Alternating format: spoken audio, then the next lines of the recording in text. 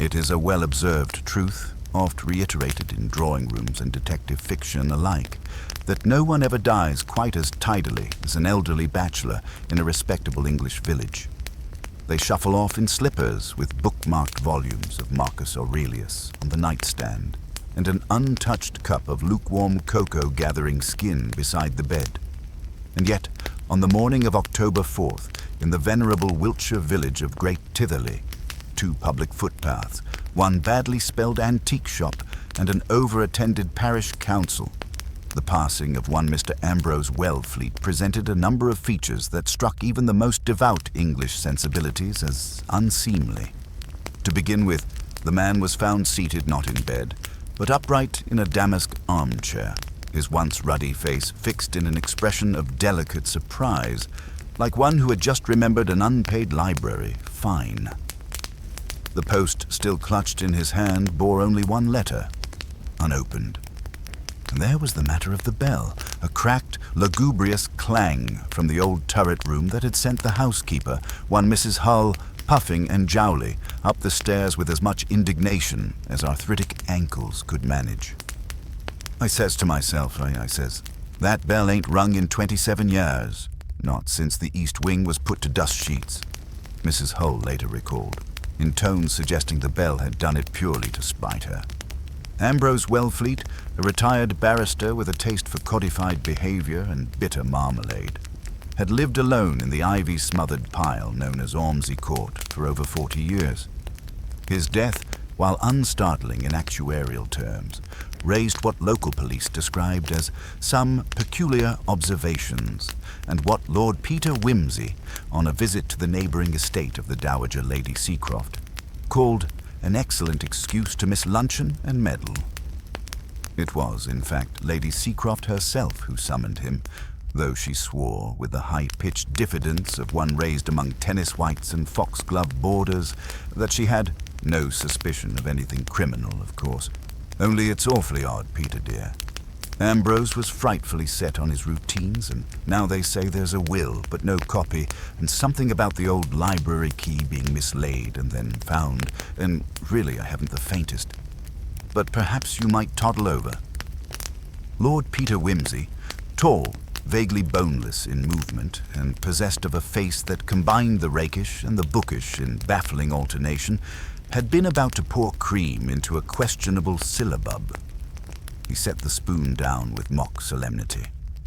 "My dear Helen," he said, "you've enticed me from dairy to death, with nothing but the promise of disarray." Led on Macduff. Ormsey Court, when they reached it, stood brooding under a slow, drizzling sky, its gables dripping with the sort of Gothic melancholia that made local schoolboys dare each other to throw stones at its weathercock. Inside, everything was precisely dusted but faintly chilly, like a drawing room that had never been forgiven for something. They were greeted by Inspector Phipps, a man who had been a promising sergeant for 23 years and had never quite stopped behaving as such. "Evening, my lord. Can't say it's murder, but it's got that whiff, you know. The doctor's calling it heart failure, but there's a few bits what don't add." "And which bits," asked Wimsey mildly, "would those be? Aside from the absence of screaming blood or last-minute confessions?" The inspector, who had learned long ago to interpret Lord Peter's levity as camouflage for steel-trap logic, didn't rise to the bait. Letter in his hand, never opened. Contents of his desk drawer tidied like a solicitor's clerk had been through it, and there's a very peculiar stain on the inside of the window latch. Rust, we thought, but it's got a funny sheen to it. And the thing is, well, the family heirloom's gone, only nobody seems sure when it went. The maid says it's been missing since before last Tuesday, and the niece insists she saw it yesterday. Wimsey's pale eyebrows performed a minor acrobatic maneuver. "An heirloom that may or may not be missing," he murmured, deliciously paradoxical, rather like Schrodinger's family silver. He stepped into the room where Ambrose Wellfleet had met his oddly decorous end. The corpse had, by now, been removed, but the impression of his habits remained. Creased slippers by the fireplace, a half-completed crossword with an error in 21 down. Whimsy noted it with silent disapproval. And on the escritoire, the sealed envelope, its contents presumably unread. He picked it up gently, as one might lift a leaf suspected of sheltering a spider. From Brankston and Haley solicitors. Dull but worthy fellows, if memory serves. Now, why wouldn't one open a letter from them, unless one already knew precisely what it contained? Or, offered Lady Seacroft helpfully, was too frightened to? Whimsy smiled. My dear Helen, if I had a shilling for every man frightened of a solicitor, I'd be running the treasury. But no, this feels conscious, as if our Mr. Wellfleet was determined to appear surprised. He turned suddenly, facing the grey marbled fireplace. Tell me, Inspector, was the bell rope attached to anything? Not recently, my lord. It's been disconnected for years. Bit of a relic. Just leads up to the old turret chamber. Was used to signal the scullery maids in the last century, or so they say. And yet yesterday it rang. Yes, my lord. Whimsy's eyes brightened, and he began pacing in small, tight circles, fingers tapping absently on his stick. Then I suppose we'd better have a look at that turret, hadn't we? As he made for the stairs, he tossed a remark over his shoulder with infuriating casualness. Also, Inspector, when you get a moment, do ask someone whether there is, or was, a grandfather clock in the upstairs landing. There's a peculiar absence of ticking that rather suggests its recent removal. And with that, Lord Peter Whimsy disappeared into the depths of the house, as lightly as a wisp of cigarette smoke, and just as likely to linger. The narrow stairs to the turret room coiled upward like a reluctant thought. Whimsy mounted them slowly, fingertips trailing the damp-stained wall, humming a snatch of something baroque under his breath. The corridor at the top, little more than an annex between decayed linen cupboards and a forgotten door, smelled faintly of damp wool and lamp oil, although no lamps had been lit here in years. He paused before the door, examined the brass latch, unpolished but recently disturbed, and with a flick of the wrist brought it open. The turret room itself was a small octagonal affair, dressed in the moth-eaten garb of a retired playroom or desultory study. Shelves listing with mildewed volumes, a long disused escritoire in one corner, and an absurdly narrow daybed with the sag of long-ago bodies in its spine. But it was the floor that caught his attention. There, just beside the bell rope, its tassel frayed but still clearly attached to a mechanism that ran through the ceiling beams, was a faint scuff, like the imprint of a heel turned in haste. Dust had been disturbed, and not recently. He crouched, drawing a gloved finger across the floor, revealing a faint path of prints toward the window. A hasty departure, he murmured, or an indecisive visitor. Behind him, footsteps approached. Inspector Phipps, stolid and broad as a bookshelf. No one's been up here in decades, according to the housekeeper. Thought the bell was long disconnected. It may be, Whimsy replied, lifting the rope delicately. But the rope still moves. Someone either forgot to finish the job, or finished it just enough. Curious that a man in his late 70s should climb 2 flights of stairs to ring a disused bell just before expiring, particularly when the library bell works perfectly well and is 2 feet from his armchair. The inspector's brow furrowed in the thoughtful way of a man who disliked coincidences on principle. There's more, sir. I've had a word with the niece, Miss Wellfleet. She's the only surviving relative, as far as we can tell. She arrived 2 days ago from St. Albans. Said her uncle invited her. But she's shaky on details. Odd thing is, she claims the family heirloom, a silver ewer with the Wellfleet crest, was here on the mantelpiece when she arrived and gone yesterday morning. But the maid swears it's been missing for a week or more. Whimsy stood, dusting his knees. Heirlooms, like elderly bachelors, are only noticed when they've become inconvenient, or sentimental, or when someone's made the fatal mistake of insuring them. They descended, the silence between them taut and companionable. At the base of the stairs, they nearly collided with Mrs. Hull, who stood wringing a handkerchief with ecclesiastical solemnity. "I don't mean to be interrupting," she began, clearly delighted to be interrupting. "But I thought, as you might want to see this, I was going through Mr. Wellfleet's things, only for tidying, you understand, and I found this tucked behind the drawer in his bureau." She held out a slim, faded envelope, sealed not with wax, but a sticker bearing the motto, Fiat Justitia. Whimsy took it gently, scanned the label. "To be opened in the event of my sudden death." He arched a brow at the inspector. "Prudent fellow, Mr. Wellfleet. Let us see whether the content matches the portent." The envelope contained a single sheet of onion skin paper, densely typed in a fastidious hand. Whimsy's eyes flicked across it, mouth tightening as he read. He folded it, handed it silently to Phipps. "Reads like a solicitor's worst nightmare," the inspector muttered. He thought someone might try to kill him over the estate, or over the perception of it. Whimsy's tone had gone quiet. "He alludes to an unnamed beneficiary he expected to name in a new will, which he had not yet drafted. Hence, the old one still stands. No mention of the niece, interestingly. And this," he tapped the envelope, "was never sent. Curious, isn't it? If you feared for your life, would you hide your warning behind a drawer or post it? Maybe he changed his mind. Perhaps." They returned to the drawing room, where Miss Caroline Wellfleet sat sipping tea with the sort of composed fragility generally rehearsed at finishing schools. She rose upon seeing Whimsy, her gloved hands fidgeting with the silver teaspoon as if contemplating its use as a dueling weapon.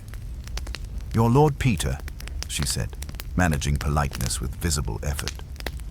"I'm quite at a loss, really. Uncle Ambrose wasn't... Well, he was odd, of course, but I never imagined anything like this." "Oddness," said Whimsy agreeably, "is frequently more lucrative than charm." She blinked. Sorry. I meant merely that odd bachelors with old houses and no clear heirs tend to attract interest. You said earlier the silver ewer vanished while you were here." "Yes. I was reading in the east parlor and noticed it missing the next morning. I assumed one of the staff had moved it for cleaning. But it was never moved, according to the maid." She flushed, pale skin turning porcelain pink. "Are you implying I... Good heavens, no, I wouldn't. I adored my uncle." "Did he adore you?" Whimsy asked it gently, without judgment. She hesitated, and something in her voice flattened. "We weren't close, I suppose. He was generous, but reserved. I hadn't seen him for over a year, but he wrote last week. Invited me to stay. Said there was something he wished to discuss." "Did he say what?" "Number only that he wished to make amends for past mistakes. I assumed it was a reference to my father, his brother. They had had a terrible falling out years ago. Over money. I'm not sure. Something to do with a girl, I think, before I was born." Whimsy's eyes twinkled. What a satisfying phrase, Miss Wellfleet. It opens so many doors. She gave a brittle laugh. "I don't know what else to tell you. It's all been a frightful shock." Whimsy stood. "Indeed. May I ask you to remain in the house for the time being? These things have a way of becoming clearer after tea and minor inconvenience." He stepped out, returning to the library, where a faint impression of the ewer remained on the mantel, its absence outlined by dust like a chalk figure at a crime scene. The clock on the wall had stopped, hands frozen at 9:14. He opened the window, noting the angle of the latch, stiff, recently disturbed, and sniffed. A faint metallic tang lingered in the frame. He turned as the inspector joined him again. "You said the medical report claimed heart failure?" "Yes, my lord." "Plain as could be. Then the question remains. Why leave a letter unsent, ring a disconnected bell, and hide a warning note in a drawer? Mr. Wellfleet did not act like a man suffering sudden heart failure. He acted like a man attempting a message, poorly. He turned to the clock once more, gaze sharpening. "Tell me, Phipps, does the niece have a car?" "Yes, parked round the side. A little Morris." "And when did she say she arrived?" "Evening of the 2nd. Whimsy smiled faintly. "Then it's most peculiar, because a Morris 8 cannot make the trip from St. Albans to Great Titherley in less than 4 hours. And she claims to have arrived in time for supper, but the petrol record at Hale's garage says she filled up there after 6 o'clock. And that, my dear Inspector, is going to make a rather pretty dent in her timeline." He glanced back at the mantel. "And I do wonder," he added softly, "what one might hide in a silver ewer if one had no intention of it being found." The afternoon wore on in the slow, measured way peculiar to houses steeped in ancient habit and minor mysteries. Outside, the rain had taken on a certain persistent quality, as if the very sky wished to scrub clean the secrets of Ormsey Court, but could not decide where to begin. Inside, the conversations, carefully clipped and polite, buzzed faintly like the undercurrent of an old phonograph left running in an empty room. Whimsy had taken to pacing the library, eyes darting from bookshelves to portraits of grim-faced Wellfleets whose ancestors' coats of arms seemed to watch him with increasing suspicion. He paused beside a particularly severe portrait of Ambrose's father, noting the resemblance to the current deceased's stern features, then moved toward the door where Mrs. Hull had stationed herself, clutching a duster as though it might conceal a pistol. "Mrs. Hull," Whimsy began, "would you be so kind as to recount once more your whereabouts on the evening of October 2nd, from supper onward?" The housekeeper's mouth twitched in what might have been an attempt at a smile, but her eyes remained sharp and guarded. "Certainly, my lord. After supper, I was in the scullery preparing for the next day. Around 8, I heard a noise from the library, like a drawer opening and closing. Thought nothing of it. Then, at about 9, I went upstairs to the turret room to fetch a spare candle. Forgotten the last time it was lit, I suppose. The bell, well, it rang just then. It startled me, something awful it did. Ran down quick as I could to check on Mr. Wellfleet, but the door was locked. When I returned with the housekeeper's spare key, he was already found by the niece. Thank you, Mrs. Hull. And the drawer you heard opening, do you recall which one?" She hesitated. "The bureau, I believe. The one near his chair." Whimsy made a mental note. "And no one else was in the house at the time?" "Only Miss Caroline, and she was in the east parlor all evening, as she said herself."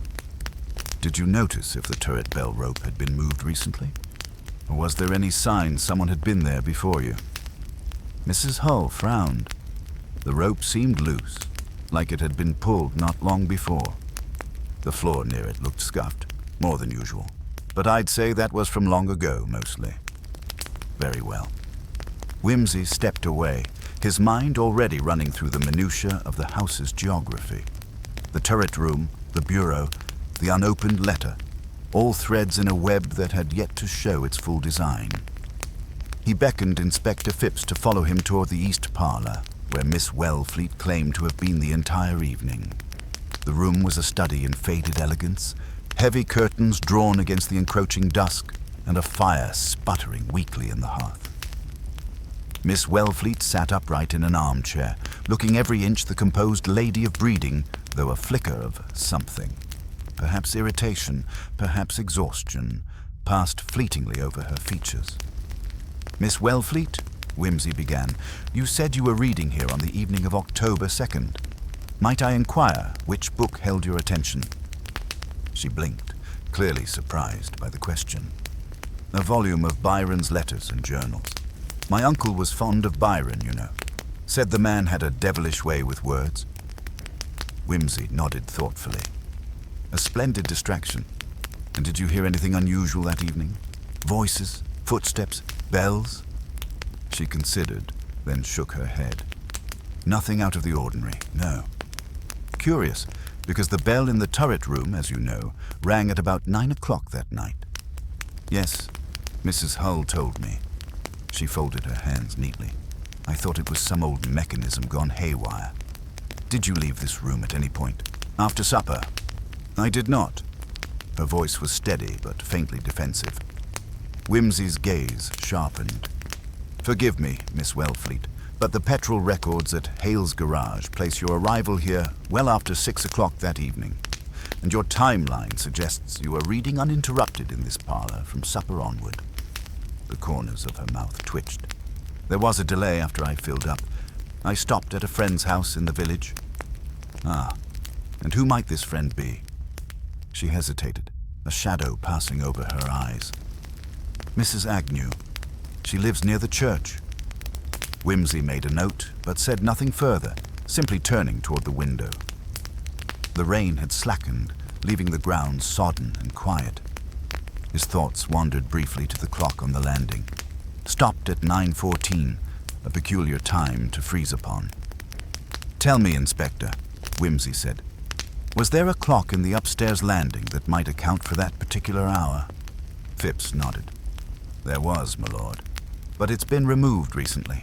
The maid said it was too noisy and kept Uncle Ambrose awake. A clock removed just before a death. Intriguing. Whimsy fingered the rim of his hat, eyes narrowing. Noise or something more? May I see the clock? He asked. It's still at the local repair shop, my lord. Been there a fortnight. Excellent. Fetch it at your earliest convenience. Whimsy paused. And you, Mrs. Hull, you mentioned a scuff near the bell rope. Could you show me precisely where? She led him up the winding stairs once more, past the faded grandeur of the turret room, to the corner where the rope hung limp but intact. Whimsy knelt, examining the floorboards. The scuff was faint but evident, about the size of a small heel.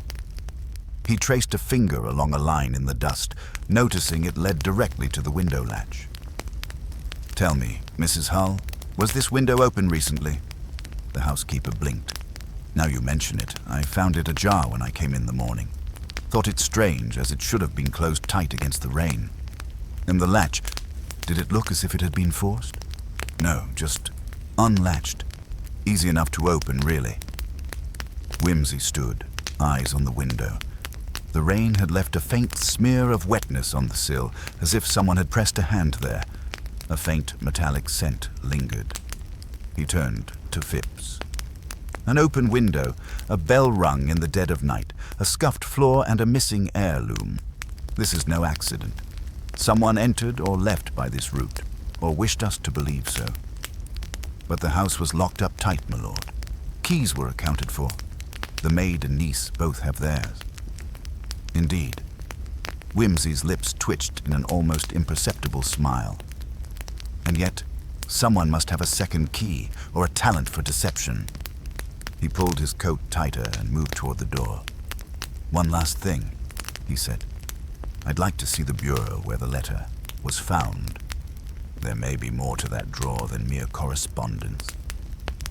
Back in the library, the bureau stood quietly, its drawers closed and locked. Mrs. Hull produced a key, and Whimsy opened the top drawer with a practiced hand. Inside lay neat stacks of paper, blotter pads, and a small leather-bound notebook. Whimsy lifted the notebook, flipping to a page dated 2 weeks prior. Curious, he murmured. The page contained a list of names, scribbled in a hurried hand, each accompanied by brief notes. Avoided, suspicious, met discreetly, false alibi, niece, questionable. Phipps peered over his shoulder. That's new. Whimsy nodded. Indeed. It appears our Mr. Wellfleet was aware of threats beyond mere fiscal concerns.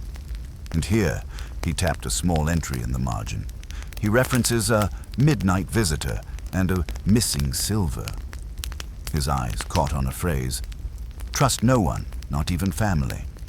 He closed the notebook gently, handing it to the inspector. Between the conflicting accounts of the heirloom's disappearance, the strange bell, and the interrupted timeline, we have the skeleton of a rather tangled intrigue. The sound of footsteps interrupted the quiet contemplation. Lady Seacroft entered, her expression one of thinly veiled curiosity and apprehension. Peter, she said. Has anyone thought to ask about the servants? Sometimes the answers lie where polite society dares not look. Whimsy smiled, a flash of mischief in his eye. Ah, Helen, always the voice of reason. I intend to do just that. For now, I shall acquaint myself further with the household's invisible clockwork. After all, the devil is in the details, and the devil, I suspect, has a rather fine pedigree here. He glanced once more at the mantel, where the ewer's absence still spoke volumes. And as the last light faded through the rain-streaked windows, Lord Peter Wimsey began to untangle the threads of a mystery that was decidedly less about silver and more about what was concealed beneath its surface. The evening settled heavily over Ormsey Court, the house itself seeming to inhale a weary breath beneath the weight of its own secrets. Lord Peter Wimsey, after a brief respite in his chambers to peruse the leather-bound notebook once more by the lamplight, resolved that the next step must be to observe the servants closely. Their stories, though outwardly uniform in denial and ignorance, had the texture of a carefully woven tapestry, one that, upon closer inspection, frayed in several places. Mrs. Hull, now sitting primly in the kitchen, regarded him with a mixture of reserve and what might have been faint hope. "I suppose you'll be wanting to question us all separately," she said, adjusting her apron. "I'm not sure it'll do much good, my lord. We all stick to what's true. Leastways, what we remember." Whimsy's smile was gentle, but there was steel beneath. "Memory, Mrs. Hull, can be quite the mischief maker. It reveals as much in what it obscures as in what it recalls." The cook, a stout woman named Bessie, was next called in. Her fingers were perpetually stained with flour, her brow creased by years of navigating the court's domestic storms. "I was in the kitchen all evening," she insisted. "Never left the fire except for a quick trip to the pantry. No strange noises, nothing unusual except that the silver looked as polished as ever when I checked it after dinner." "Ah," Whimsy interjected, "but you have not been informed that the silver itself has gone missing." Bessie's face paled. "Missing? Not possible. I checked twice. The big ewer was there, I swear." "Indeed it was," Whimsy replied, "but only until the drawing room was empty. You see, the heirloom's disappearance is our foremost puzzle, along with the curious bell ringing." The cook shook her head, evidently shaken, but still firm. If it was stolen, then it had to be by someone who knows the house well. No outsider could have slipped in unnoticed. "That is precisely why I find the open window upstairs all the more intriguing," Whimsy murmured, folding his hands behind his back. As the evening darkened outside, Whimsy found himself drawn again to the servants' quarters. Their conversations were a chorus of polite denials and well-rehearsed ignorance, but his keen ear caught the occasional slip. A hesitation, an overemphasized denial, a glance cast too swiftly away. It was in such small details that the true story often hid. Later, in the dim light of the servants' hall, he spoke with Tom Merrick, the young footman who had served the family for nearly 3 years. Tom was nervously flicking his cap between his fingers, his pale eyes darting about as if the very shadows might reveal secrets he wished to keep. "Mr. Merrick," Whimsy began, "you were on duty the night of the 2nd. "Yes, my lord," Tom replied quickly. "Did you notice anything out of the ordinary?" Tom hesitated, then shook his head. "No, sir, nothing at all." "Are you quite certain? A bell ringing at an odd hour, a window left open, a locked door suddenly ajar." "Sir, if I saw such things, I'd say so. You know I'm not one for secrets." He swallowed audibly. "Indeed." Whimsy's gaze lingered.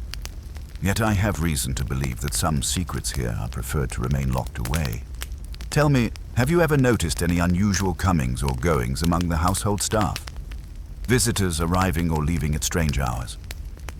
Tom glanced toward the staircase, then back. "Well, last week I thought I saw Mr. Ambrose speaking with someone near the turret. I didn't recognize the figure. Wrapped in a cloak. They moved quickly and Mr. Ambrose looked upset." "A visitor cloaked in shadow," Whimsy murmured.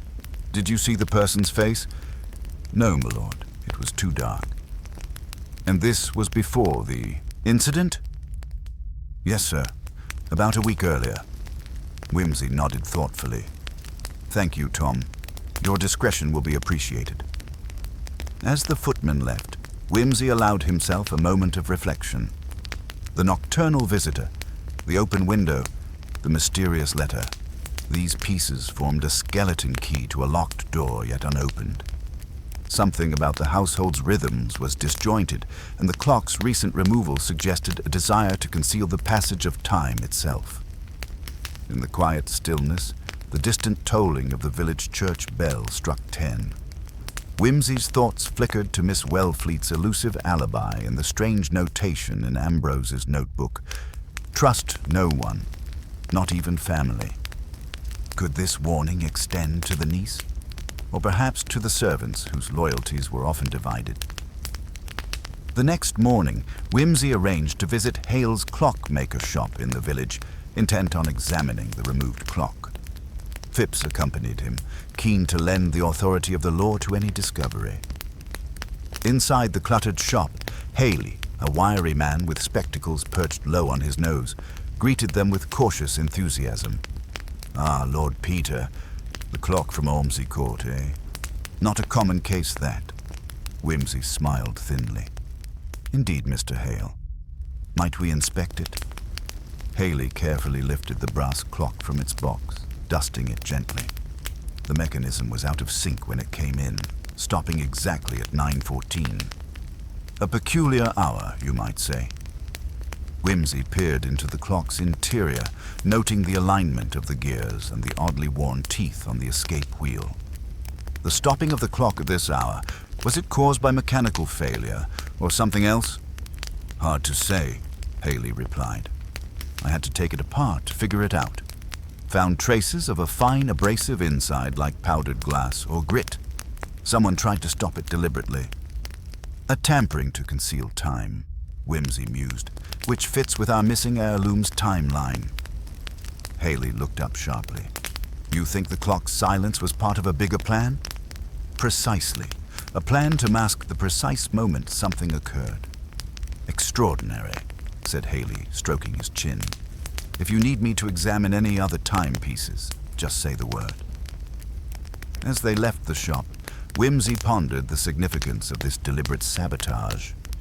Whoever had stopped the clock sought to blur the boundary between night and dawn, casting doubt on alibis anchored by the hour. Back at Ormsey Court, the day was already unfolding with a new tension.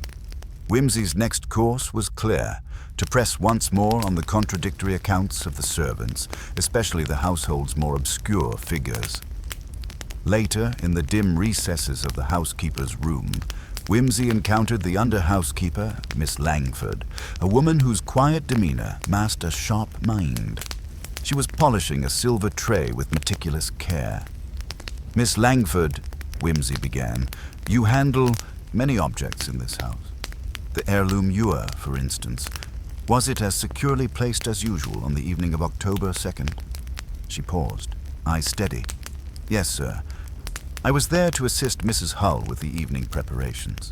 The ewer was in its usual place, though I did notice the curtains near the window were drawn tighter than usual." "Curious. What might explain that?" She shrugged lightly. "Perhaps to keep out the draft. The nights have been chillier." "Or to conceal a view," Whimsy murmured. She gave a small, knowing smile. "People like to keep their secrets." Her words struck a chord, and Whimsy's mind raced ahead. The tighter curtains, the open window, the scuffed floor, these details, small in isolation, formed a tableau that hinted at a carefully orchestrated deception. As the day waned, Whimsy felt the invisible threads beginning to tug with greater insistence. The heirloom was not simply stolen. It was the signal of something deeper, a fissure within the genteel veneer of Ormsey Court. He would need to dig further to unearth the buried grievances and tangled loyalties that underpinned this quiet house. And in doing so, he might yet expose the truth that even the sharpest eyes had overlooked. For now, The game was set, and the players moved in measured steps, each to reveal unwittingly a facet of the hidden design. The following morning dawned with a mist so thick it seemed to smother the landscape itself, as if Ormsey Court were trying to hide from the gaze of the world, or perhaps from its own reflection. Lord Peter Wimsey, attired in a perfectly tailored tweed suit that somehow managed to be both practical and elegant, walked the length of the stone terrace with a thoughtful air. The weight of yesterday's discoveries pressed on him, each detail as delicate and precarious as the filigree work on the missing ewer. He was joined shortly by Inspector Phipps, whose expression, though steadfast, betrayed a growing impatience with the subtleties of the household's affairs. "I fail to see how any of this," he gestured vaguely toward the house, "helps us find the heirloom or the truth behind Ambrose's death." Wimsey regarded him with the faintest smile, amused at the inspector's inclination to leap before looking. "My dear Phipps, it is precisely the indirect path, the shadows and whispers, that will illuminate the heart of this mystery. Patience, I assure you, is as necessary as a finely honed dagger." Together they re-entered the house, the heavy wooden door groaning behind them like a protest against further intrusion.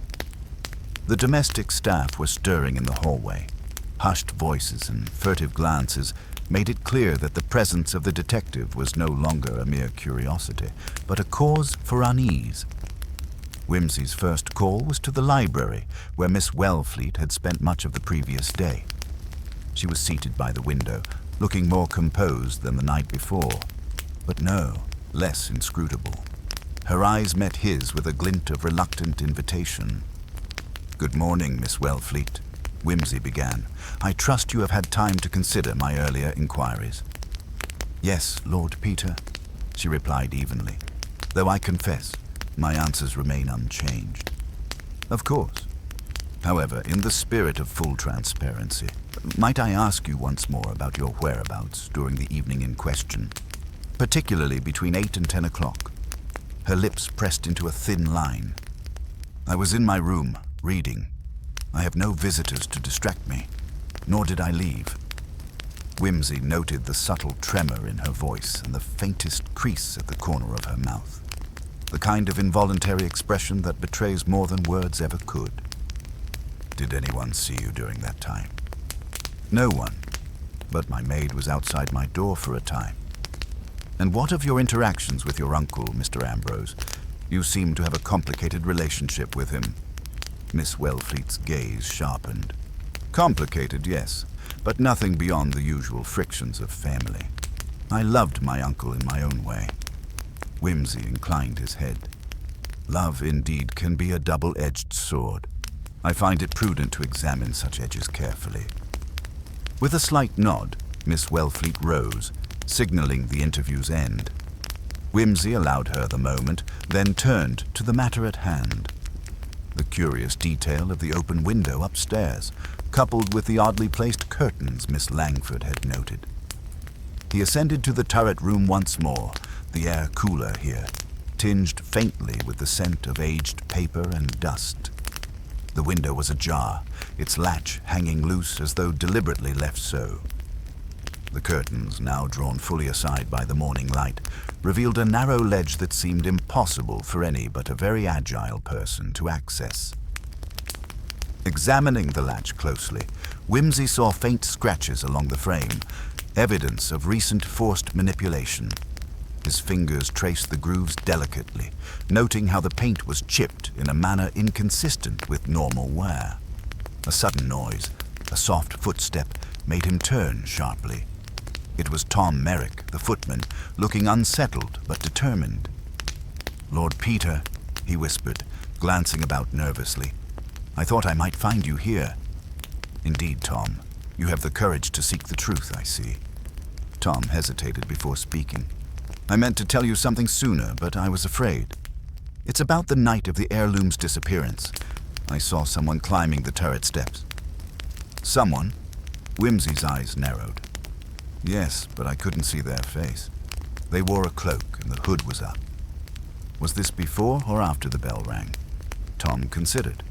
Before, I think. Maybe around 9. Uh-huh. Whimsy's mind began to knit the fragments together. And did this figure proceed to the turret room? Tom nodded. I saw them pause by the window, then enter.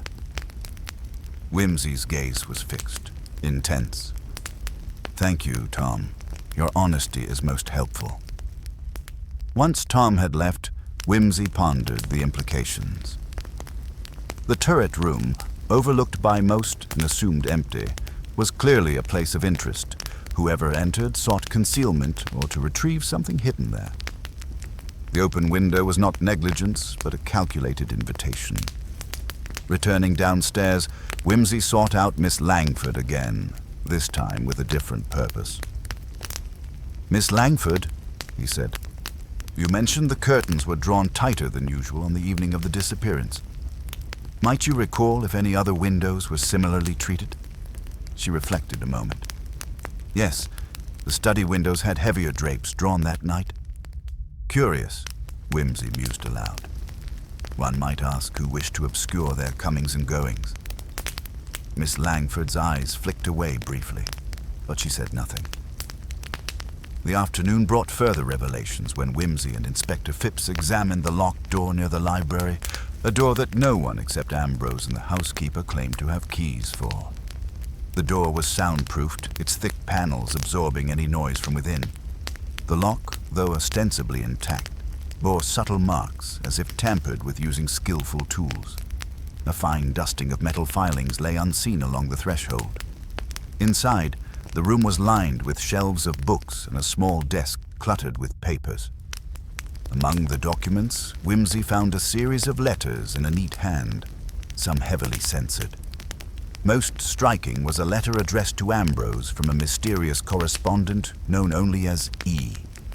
The letter hinted at a secret past, threats veiled in polite language, and a demand to relinquish certain possessions, perhaps the heirloom among them. Whimsy read aloud a passage. Your past is not buried as you believe. The truth will claw its way to the surface, as will I. Surrender what is owed, or face consequences you are ill-prepared to bear. Evidently, Whimsy remarked, Ambrose's history was more tangled than the household suspected. Inspector Phipps frowned.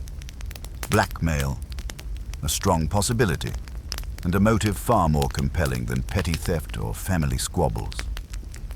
The evening found Whimsy once again in conversation with Mrs. Hull, who, despite her insistence on knowing nothing at all, finally let slip a small but vital detail.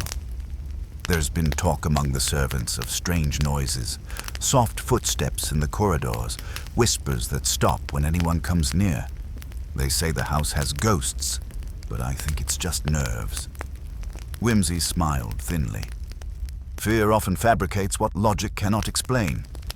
But, my lord, she continued, some say they saw a figure, clad all in black, slipping through the house like a shadow. A shadow indeed, Whimsy murmured, but a very real one, I suspect. He left Mrs. Hull's presence with a renewed sense of purpose. The mystery deepened, layered with secrets. Hidden passages, silent alarms, and the very psychology of a household poised on the edge of revelation. His next course was clear: to test the chronology, to measure the precise flow of time through Ormsey Court's many rooms and corridors, and to challenge the alibis that seemed so conveniently airtight. The night crept in once more as Whimsy prepared for his most delicate investigation yet, one that would require not only intellect, but the subtle art of theatricality. The game was far from over, and the players had yet to show their full hands. Ormsey Court, with all its grandeur and gloom, awaited the next move in this carefully played chess match. The plan was simple in concept but intricate in execution: to recreate the evening of the disappearance under conditions as close to the original as possible, and watch for anything out of place, any slip or hesitation from those involved. Whimsy's mind was a finely wound instrument, and he intended to test every string until the melody of truth emerged. He began by conferring quietly with Inspector Phipps, whose practical nature complemented Whimsy's more subtle approach.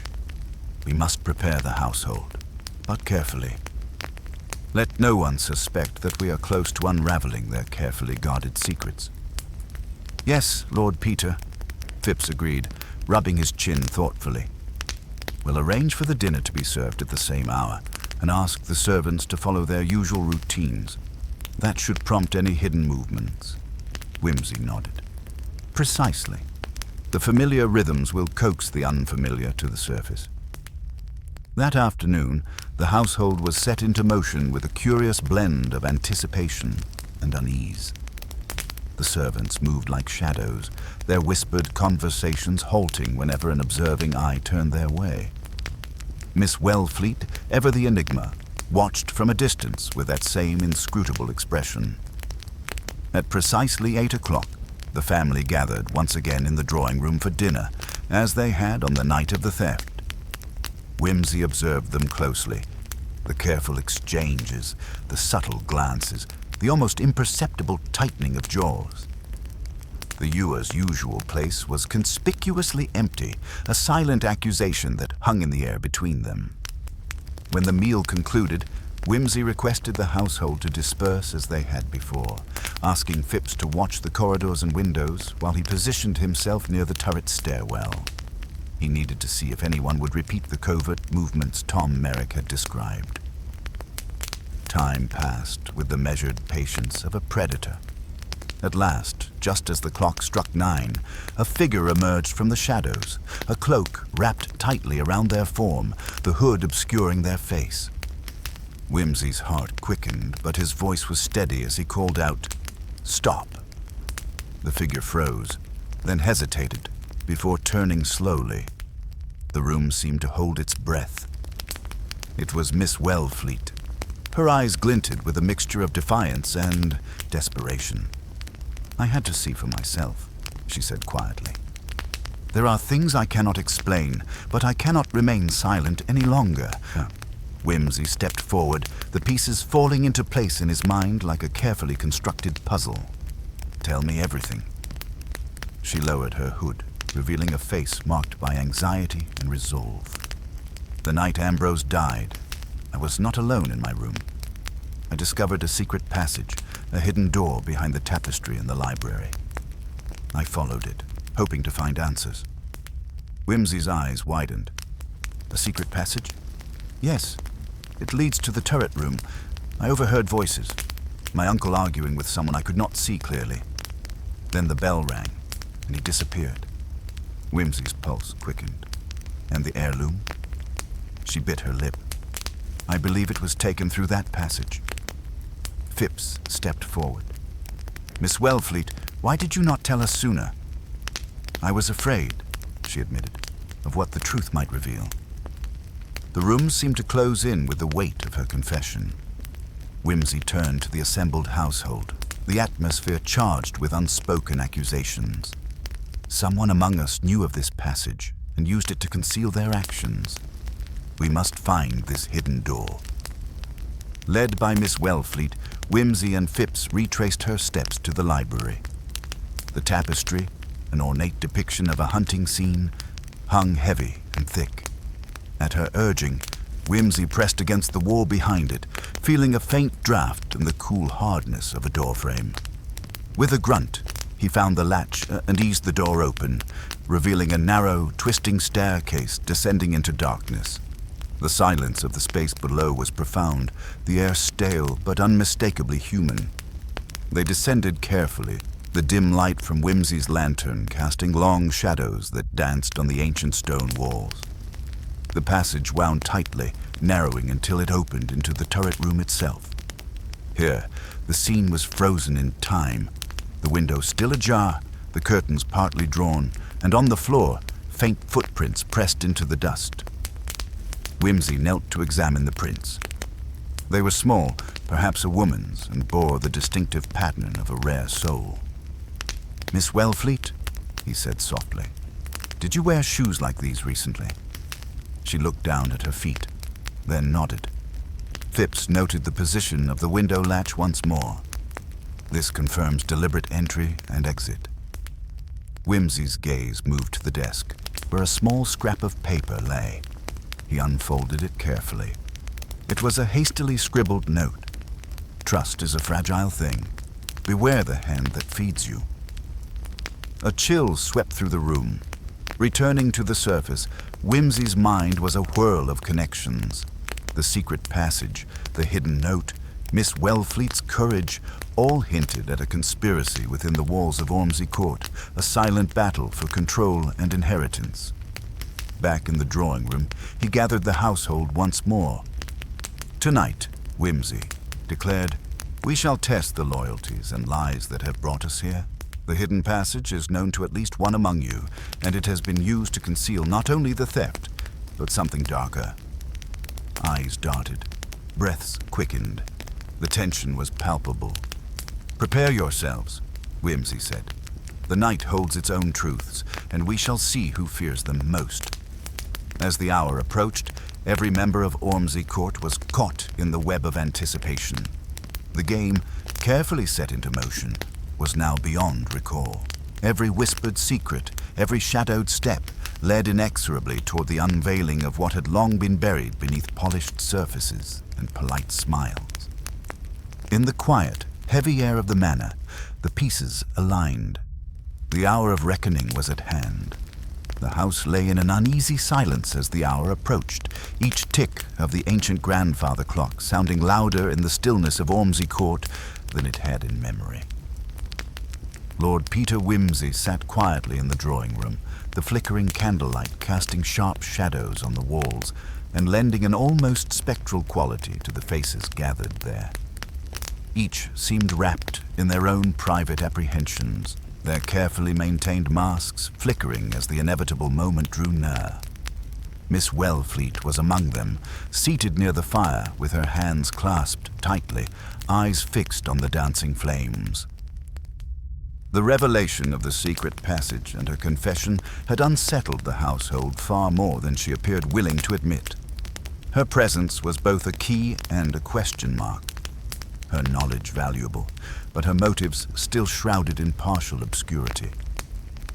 Inspector Phipps stood by the doorway, his bulk a reassuring barrier against chaos, while the rest of the servants lingered in the outer hall, their whispers muffled yet persistent.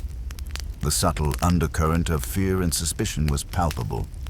A house that once promised comfort and civility now seemed a crucible of hidden grievances and concealed truths. Whimsy's thoughts circled tightly around the chain of events that had brought them here. The missing heirloom, the whispered threats from E, the secret passage, and the enigmatic figure who had ventured through it under cloak of darkness. Yet one element gnawed more persistently than the rest. The man himself, Ambrose Hargreaves. What exactly had he been hiding? And who among the assembled had reason enough to silence him forever? The room was stifling despite the evening chill creeping through the slightly cracked windows. Whimsy's gaze flicked from face to face, each a study in restrained anxiety. "We must proceed with care," he said softly, his voice cutting through the silence with quiet authority. "The truth is a patient creature, but it will reveal itself to those who listen attentively." He stood and moved towards the fireplace, reaching into the mantel for a slender case. From it, he produced a small box of matches and a candle, which he lit and placed prominently on the side table. "Light," he mused, "is as indispensable to detection as is the careful eye and a steady mind. Shadows may hide secrets, but the flicker of a single flame can expose even the most stubborn of deceptions." Turning to Inspector Phipps, Whimsy gave a slight nod. "We shall now reenact the evening's crucial moments. I ask you all to observe with candor and patience. Some truths are best uncovered not by questioning, but by witnessing." He beckoned to the servants and instructed them to prepare the rooms as they had been on the night in question. The library's heavy tapestry was pulled aside to reveal the secret door once more. The turret window was left ajar as before, and the dining room was arranged exactly as it had been for dinner. Miss Wellfleet, summoned to stand by Whimsy, appeared nervous yet resolute. "I trust, Lord Peter, that my presence will not be held against me," she whispered. "On the contrary," he replied, "it is your courage that has brought us thus far." With the household assembled and the scene set, whimsy began. I ask that we recreate the timeline precisely. The dinner bell rang at 8. The heirloom was noticed missing shortly thereafter. The bell tolled 9 when Mr. Hargreaves met his untimely fate. Let us see if these events align as they have been described. He motioned to Tom Merrick, the footman who had first spotted the cloaked figure. "Would you demonstrate your movements that night, Tom?" The young man stepped forward, his demeanor earnest. "Certainly, sir. I was making my rounds at approximately 8:30, delivering a message to Miss Wellfleet's door. After that, I headed to the servants' hall." Whimsy nodded. "And did you see anyone else on the stairs or in the corridors?" Tom shook his head. "No one but the figure I mentioned earlier." Whimsy's eyes narrowed slightly. "And this figure, Miss Wellfleet, perhaps?" She blushed faintly but remained silent. Next, Whimsy turned his attention to the household clocks. The synchronization of timepieces is often overlooked, yet vital to establishing alibis. Were all clocks in the house accurate to the same minute? Mrs. Hull, the housekeeper, hesitated. "I believe the grandfather clock in the hall runs slow by a few minutes. We were told it needed repairs." "Curious," Whimsy murmured. "And the study clock?" Miss Langford responded promptly. "It runs fast, sir, by nearly 3 minutes. A discrepancy of 5 to 6 minutes between two primary timekeepers," Whimsy said thoughtfully. "Enough to allow a small window of uncertainty." He paced the room slowly, fingers steepled beneath his chin. "Let us consider the soundproof door near the library, where the letters from E were found. The room behind it is isolated from the rest of the house. Noises within rarely penetrate." Phipps interjected. "The police were assured no one could hear anything from there. But if that is true, how were voices overheard by Miss Wellfleet?" "Precisely," Whimsy agreed. "If the secret passage connects the library to the turret room, one might travel between them undetected, bypassing the soundproof barrier altogether." Miss Wellfleet nodded. "I heard my uncle arguing, but not the other person's voice clearly." "Because the other was likely using the passage," Whimsy said, and spoke only briefly before the bell's toll. He turned his gaze on the assembled faces. "Who among you has the knowledge and the motive to use such means?" A murmur rippled through the room.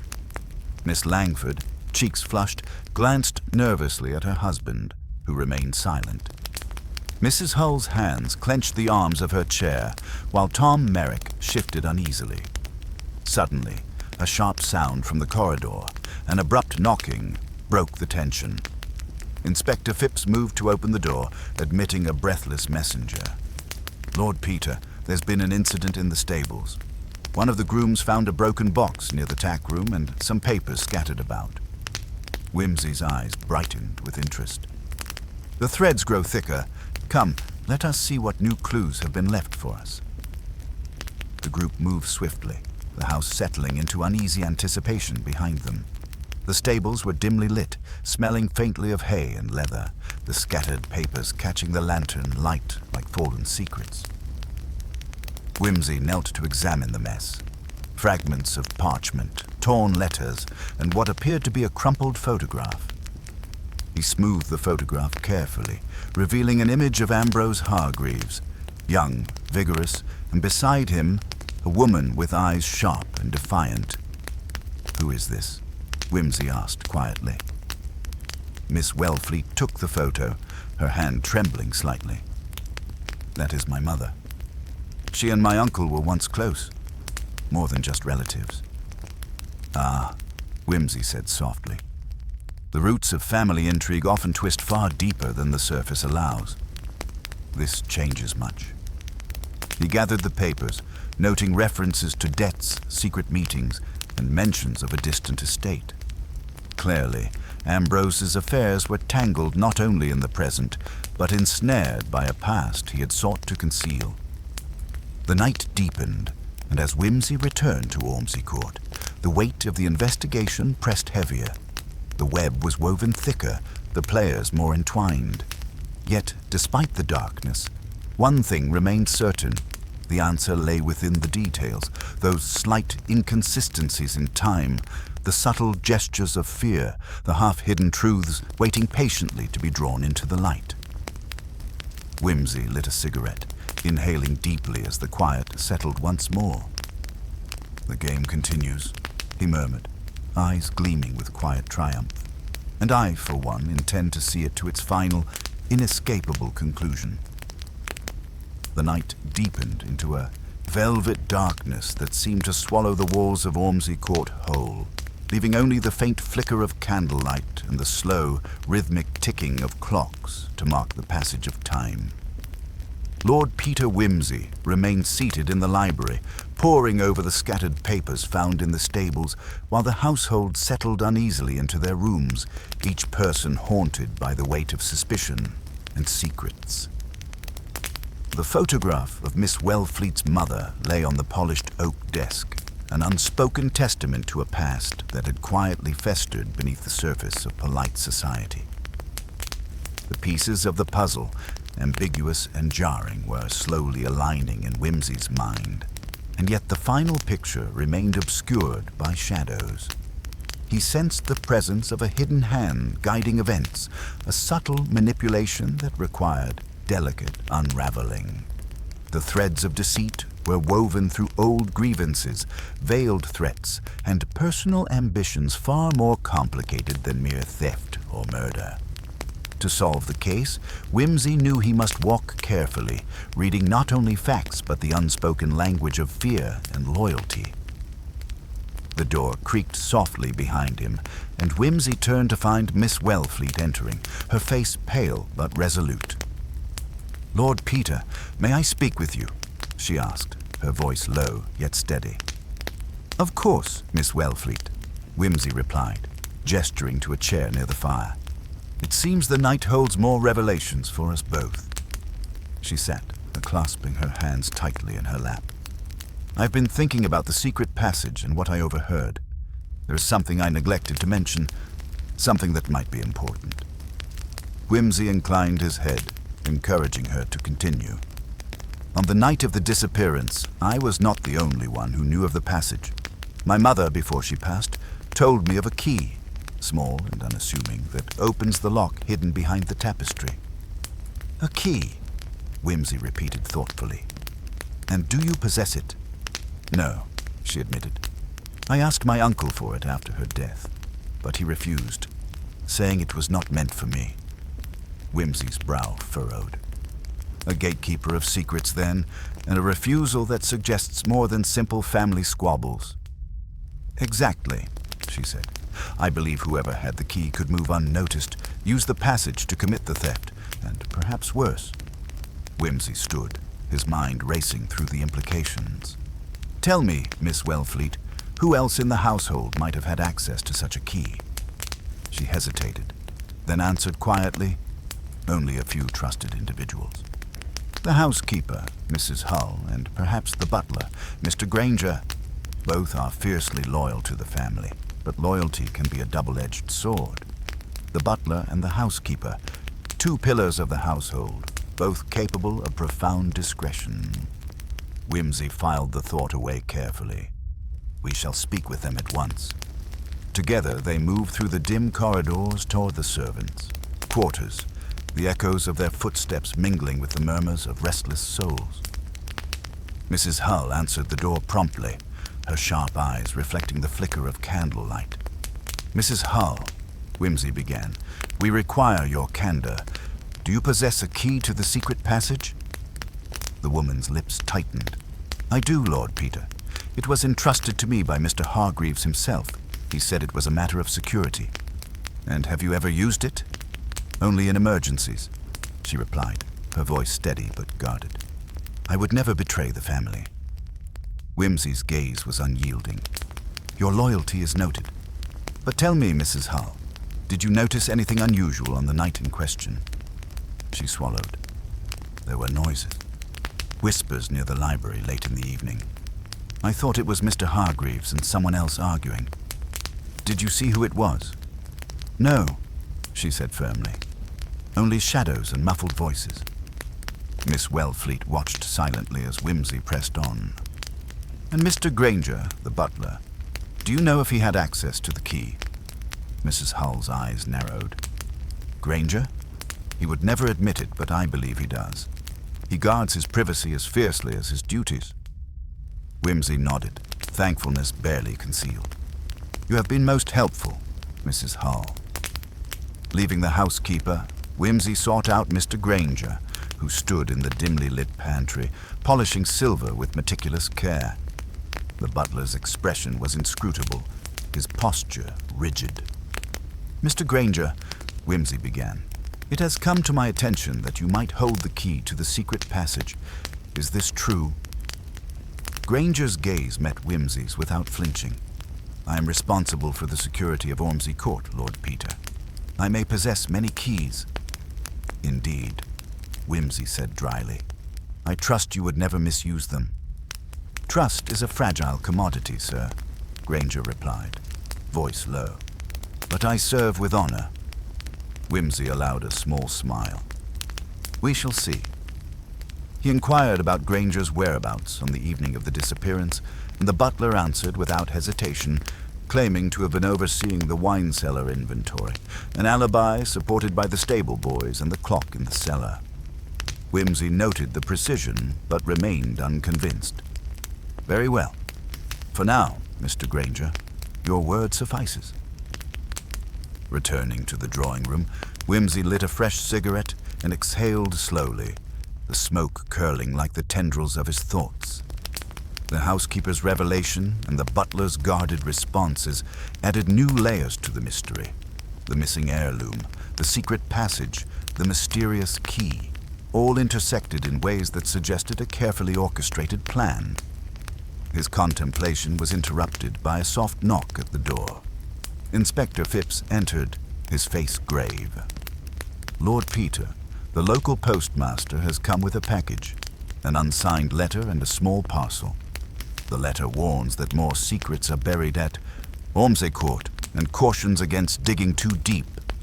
Whimsy's eyes gleamed with ironic amusement. Ah, the voices from the shadows grow louder. The letter was laid before him. Its words were cryptic but chilling. Beware the hand that cloaks itself in loyalty, for it may be the one that stabs most deeply. The heirloom is but a lure. Look beyond the gold to find the true prize. Whimsy read the note twice, the meaning sinking in with cold precision. The heirloom, the ewer, was a distraction. The true motive was something else entirely. His mind immediately returned to the scattered papers in the stables, the secret meetings hinted at, and the photograph of the mysterious woman. What, then, was the true prize lurking beneath the surface? He summoned Miss Wellfleet once more, who listened intently as Whimsy shared his deductions. There is more to this family's history than we have yet dared to acknowledge, he said quietly. We must examine the distant estate mentioned in these documents and uncover the link that binds past and present.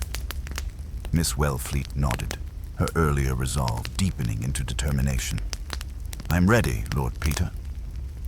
As the first pale light of dawn seeped through the windows, Whimsy prepared to set forth on the next stage of his inquiry.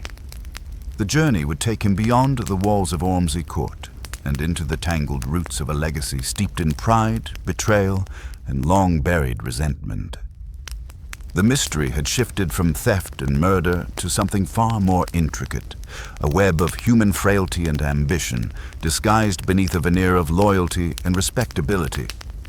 Whimsy felt the familiar thrill of the chase awaken within him.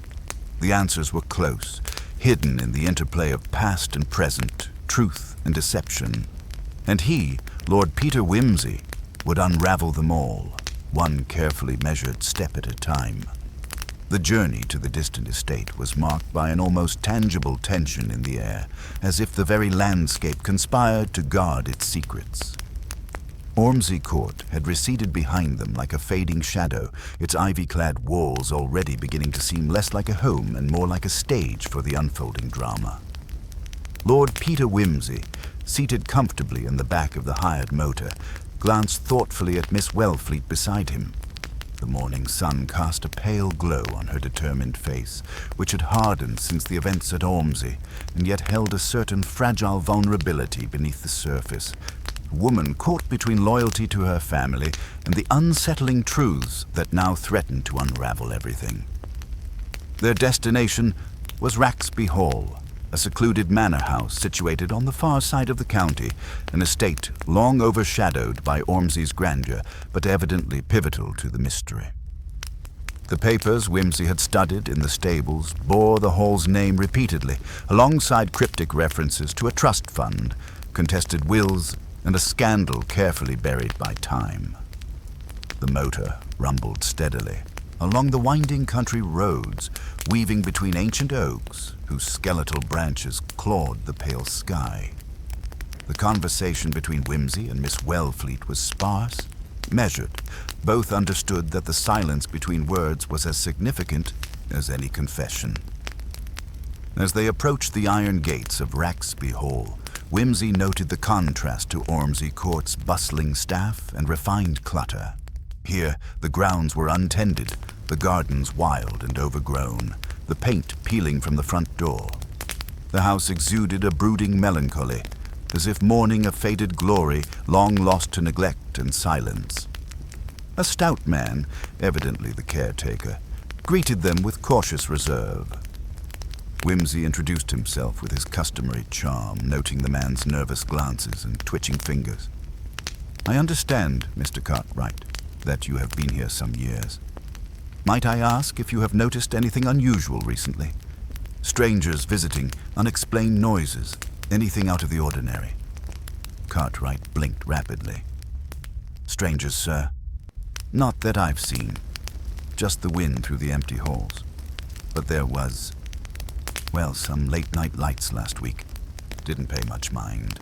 Probably a local truant." Wimsey's eyes narrowed subtly. Late-night lights in a house like this are seldom innocent. Could I see the rooms where these lights appeared? Cartwright led them through the dim corridors, past cracked portraits of dour ancestors whose eyes seemed to follow their every step. The main hall opened into a library of faded volumes, and Wimsey's attention was immediately drawn to the heavy velvet drapes, stained and moth-eaten but evidently chosen for their original opulence. The windows here were old, thick panes of glass set in iron frames, several of which had been left slightly ajar, admitting the damp chill of early summer. Wimsey's gaze lingered on a particular window latch, which appeared to have been forced recently. The wood splintered in a subtle but telltale fashion. "Miss Wellfleet," Wimsey said quietly, "this cannot be accidental." She frowned. "But what could anyone want here? The place is all but abandoned."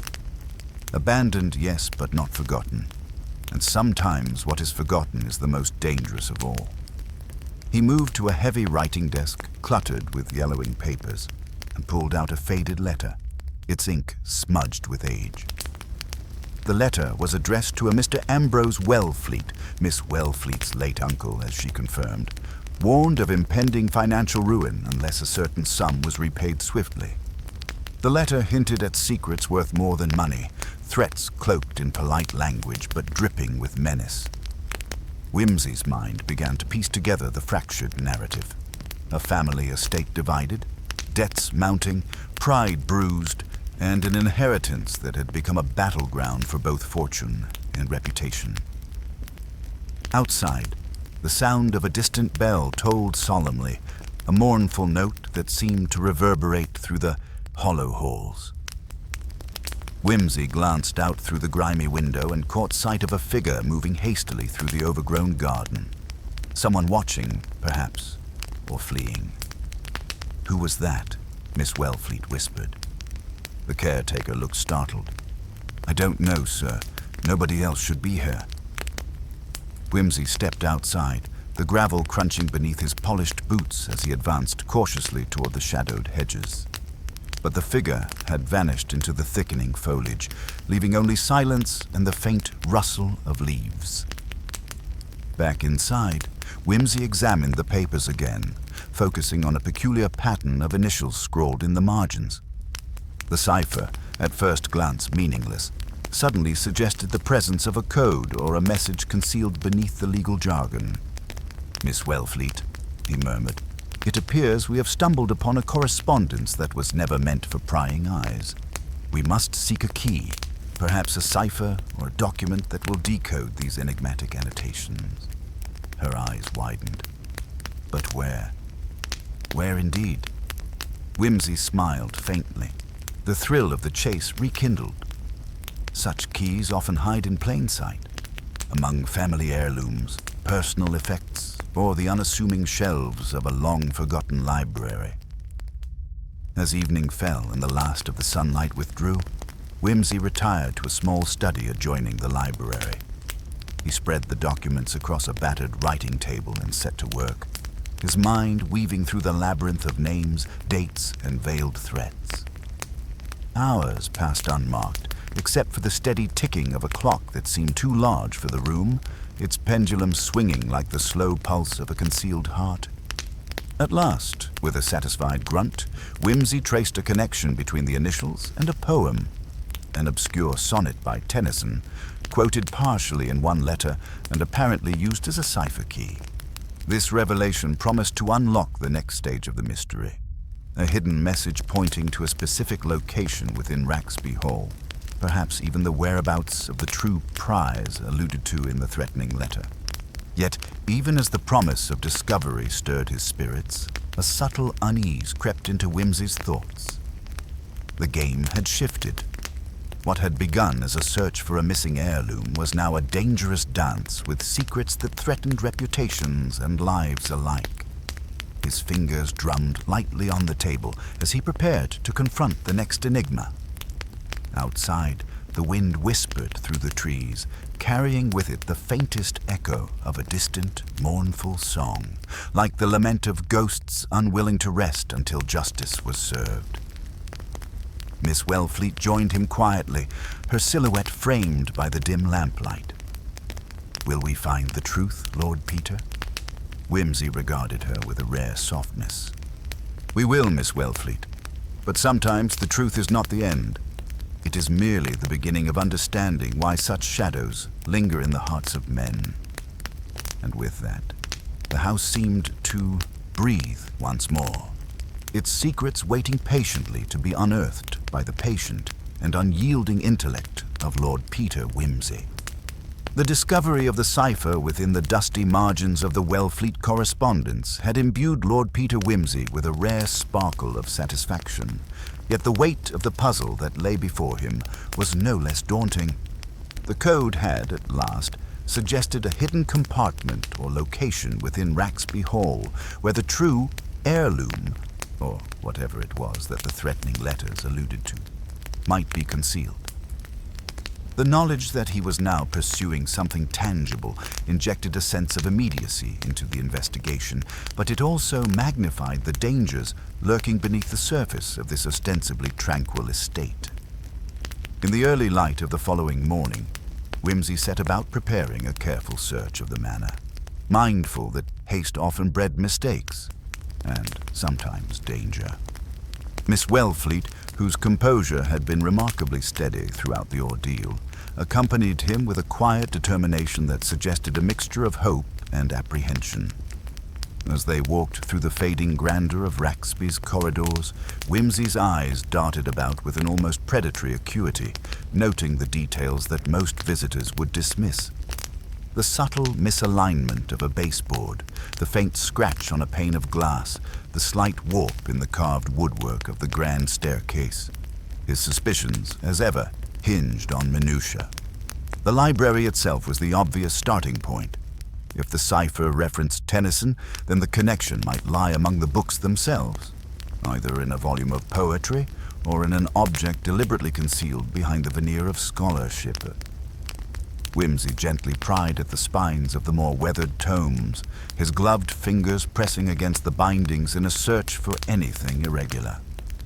Miss Wellfleet watched silently, her gaze flickering to the window where the first tentative rays of sunlight began to banish the gloom. There, Whimsy murmured, pausing before a particularly battered collection of Tennyson's works. The volume appeared ordinary enough, but as he pulled it from the shelf, a faint creak echoed through the room. A moment later, the bookcase itself shifted imperceptibly, a subtle mechanism springing free, revealing a narrow, dim passage behind. A secret doorway, Whimsy observed with a wry smile. Nothing quite like the mysteries of the Gothic novels, yet no less effective. Miss Wellfleet's breath caught, her fingers tightening around the strap of her handbag. Who could have known this was here?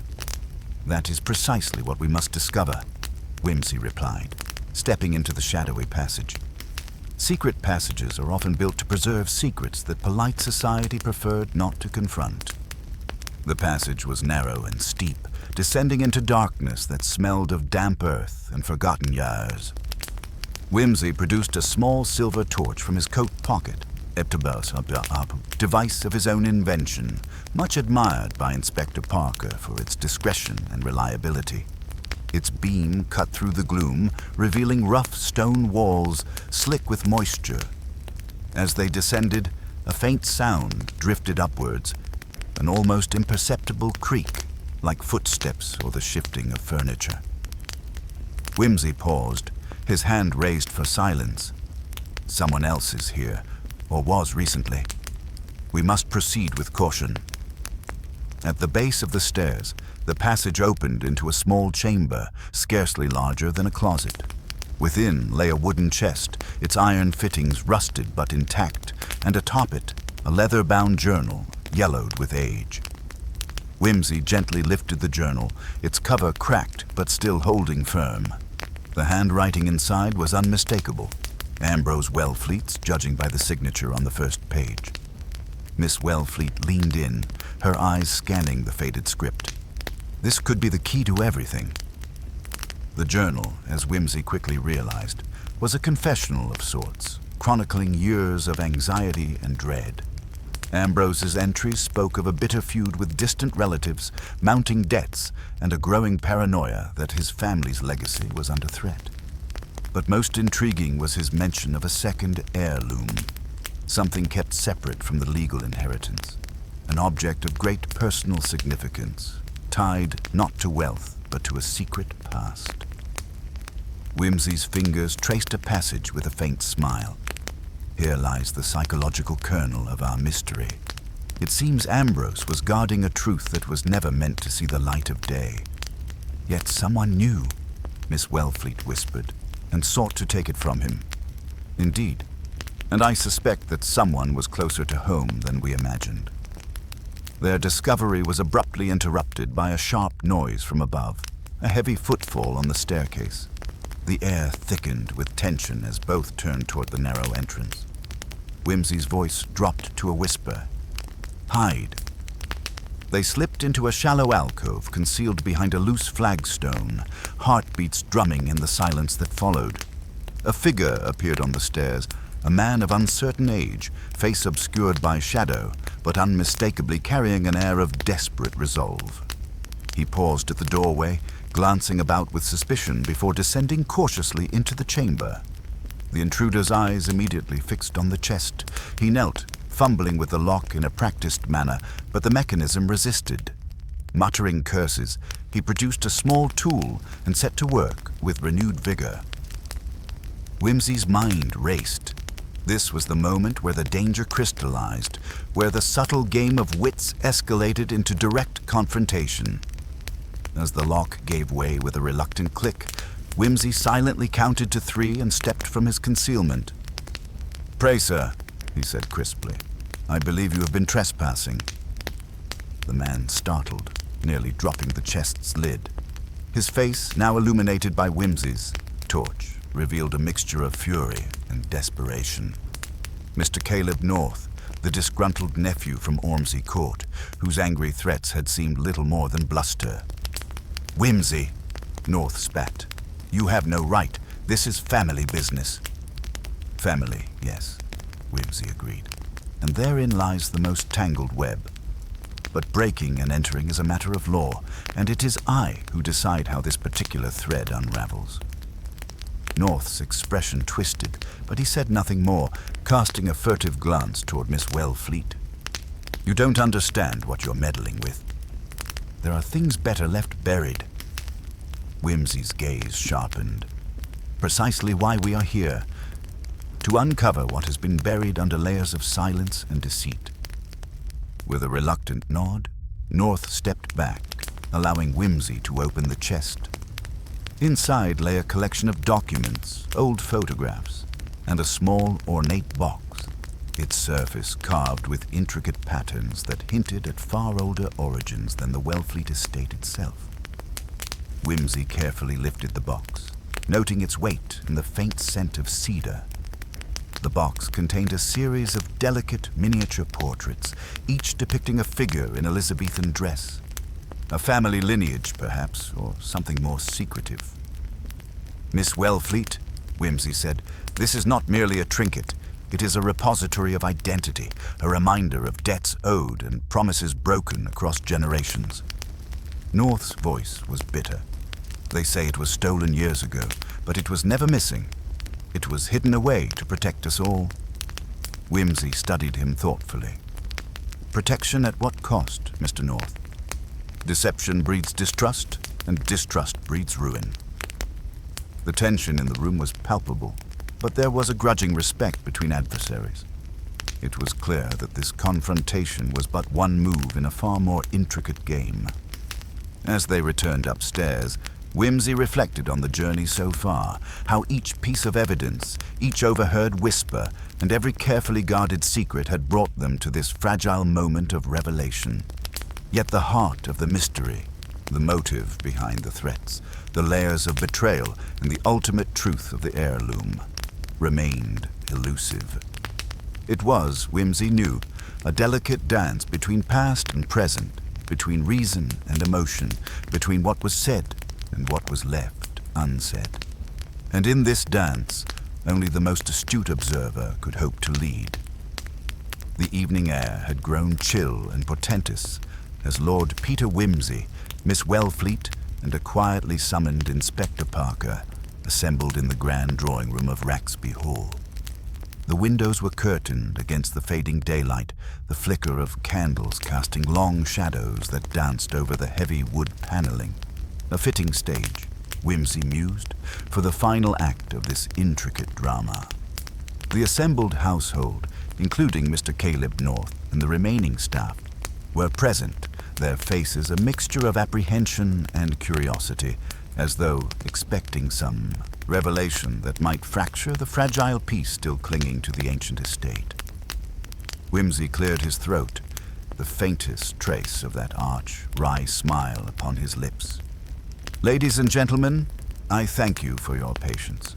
It is not often one must unravel a mystery that is less a question of who done it and more a matter of what precisely was concealed and why." He began by recapitulating the facts with his usual clarity and subtle irony. The disappearance and return of the heirloom that was never truly missing, the threatening letters, the cipher concealed in the margins of Ambrose Wellfleet's correspondence, and the discovery of the hidden compartment behind the library's Tennyson volumes. Each step was presented not merely as an event, but as a necessary move in the choreography of deceit and truth. The key to understanding this mystery lies not in the heirloom itself, but in the relationships it exposed, ancient grievances and newly fostered fears. Ambrose Wellfleet, as we learned from his journal, was a man burdened by his family's shadow. He feared the legacy of his ancestors, which was not merely a matter of wealth, but of identity. Whimsy's gaze fixed on Mr. North, who sat stiffly, hands clasped, his face pale but resolute. "You, Mr. North, have been painted as the villain, an angry nephew with motive enough to resort to threats and intrusion. Yet your own admission that the heirloom was hidden to protect us all invites a different interpretation." He turned to Miss Wellfleet. "The heirloom, as it happens, was not a jewel or a sum of money, but the miniature portraits found in the cedar box, remnants of a lineage entangled in scandal, including a concealed marriage and a child born out of wedlock. A murmur rippled through the room. Whimsy continued. Ambrose sought to prevent the exposure of this secret, fearing the social ruin it might bring upon the family name. However, the threats came not from without, but from within, specifically from a quarter that desired the secret for leverage rather than destruction. His tone grew quieter, yet no less sharp. Mrs. Mary Wellfleet, Ambrose's estranged sister, whose temperament and presence we had reason to examine carefully, was the architect of these threats. Her resentment at being cut from the inheritance, coupled with a desperate ambition to reclaim a semblance of power, drove her to menace her brother and attempt to wrest control of the family's legacy. Mary's face twisted with a blend of anger and shame. She opened her mouth to protest, but Whimsy's expression brooked no interruption. The intrusion you witnessed, Mr. North, was an act of protection, as you claimed. You sought to prevent Mary from discovering the compartment where the secret was secured. Unfortunately, the chain of events led us here, to a confrontation that revealed far more than mere theft or blackmail. Inspector Parker nodded approvingly. The letters were written with a careful hand, but the handwriting analysis and the timing of delivery led us to Mrs. Wellfleet.